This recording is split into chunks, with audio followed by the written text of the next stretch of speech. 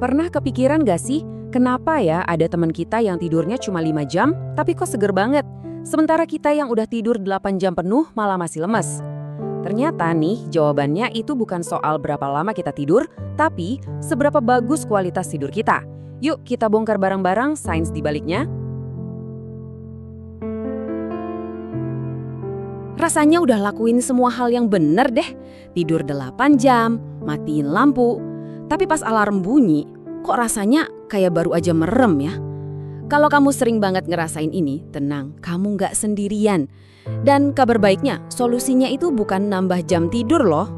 Nah, ini dia nih inti masalahnya. Otak kita itu pinter banget menilai kualitas, bukan cuma ngitung kuantitas. Coba deh lihat perbandingan ini.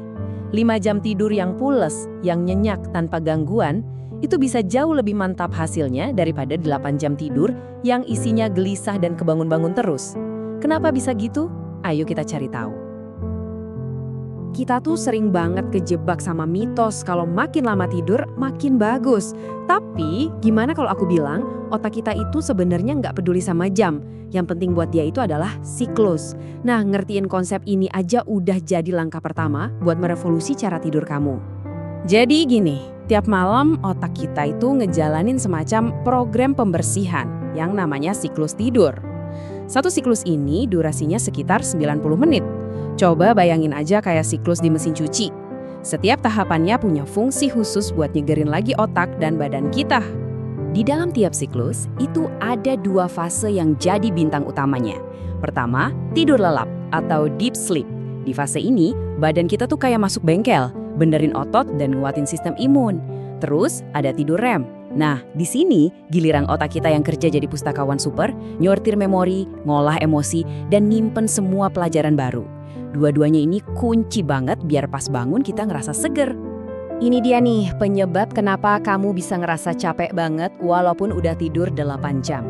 Stres, kafein, atau bahkan cuma cahaya dari HP kamu itu bisa ganggu siklus tidur.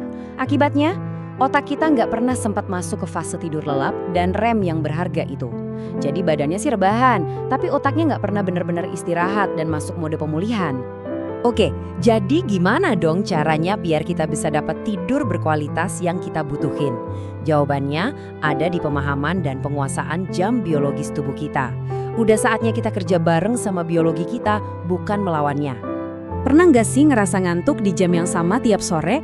Nah itu dia ritme sirkadian kamu lagi bekerja. Ini tuh semacam jam internal 24 jam di tubuh kita yang ngatur kapan kita ngerasa segar dan kapan waktunya buat istirahat. Nyelarasin diri sama ritme ini adalah kunci utama buat tidur yang lebih enak. Mau bisa tidur lebih cepat dan bangun tanpa perlu alarm? Kuncinya cuma satu, konsistensi. Coba deh tidur dan bangun di jam yang sama setiap hari. Iya, termasuk pas weekend. Dengan gitu, kamu ngelatih otak kamu buat jadi mesin tidur yang efisien, yang ngelepasin hormon melatonin pas di waktu yang tepat, dan bangunin kamu secara alami. Lupain angka 8 jam. Angka ajaib yang perlu kamu ingat sekarang itu 90. 90 menit itu dia durasi satu siklus tidur penuh. Dan ini adalah kunci buat ngehack jadwal tidur kamu biar lebih efektif. Daripada nargetin di 8 jam, mending coba deh targetin jumlah siklusnya. Mungkin kamu butuh 5 siklus, berarti 7,5 jam?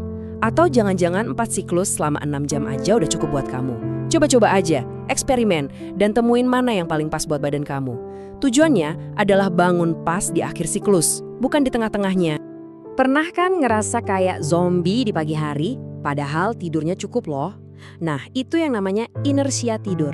Itu terjadi pas alarm kamu dengan kasarnya ngebangunin kamu pas lagi di tengah-tengah tidur lelap.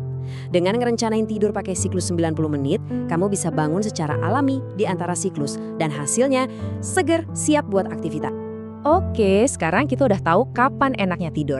Yuk kita lanjut ngobrolin gimana caranya nyiapin otak kita buat istirahat. Sama kayak kita pemanasan sebelum olahraga, otak kita juga butuh pendinginan sebelum tidur.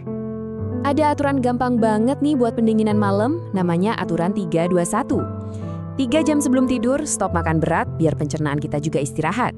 2 jam sebelumnya, stop mikirin kerjaan biar pikiran kita nggak ngebut terus. Dan 1 jam terakhir, matiin semua layar. Cahaya birunya itu musuh besar melatonin. Ini tuh bukan cuma sekedar rutinitas loh, ini adalah cara kita ngasih sinyal ke sistem saraf kita. Kita seolah-olah bilang, oke, urusan hari ini udah beres. Nggak ada lagi yang perlu dikhawatirin, waktunya isi ulang baterai. Proses ini namanya pelepasan beban kognitif. Penting banget buat nenangin otak dan ngebiarin badan kita masuk ke mode pemulihan. Percaya nggak, rutinitas ini secara harfiah ngubah frekuensi gelombang otak kita. Dari yang tadinya di mode siaga atau gelombang beta, kita pindah ke mode santai dengan gelombang alfa. Ini nyiptain kondisi yang sempurna banget buat bisa tidur dengan gampang. Nah, biar paginya makin jos, coba deh lakuin 2 hal ini. Pertama, cari sinar matahari pagi, ini kayak nekan tombol on buat otak. Kedua, gerak-gerak dikit atau cuci muka pakai air dingin buat dorongan dopamin instan. Dijamin, rasa ngantuk langsung kabur.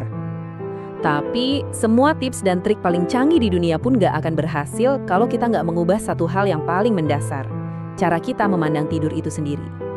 Tidur itu bukan kemewahan loh, tapi fondasi dari semua yang kita lakukan. Coba deh kita renungin kalimat ini bareng-bareng. Tidur bukanlah kelemahan, ini adalah mode pemulihan otak Anda. Anggap aja tidur itu kayak nge-charge otak kita. Makin bagus nge-charge-nya, makin oke juga performanya besok.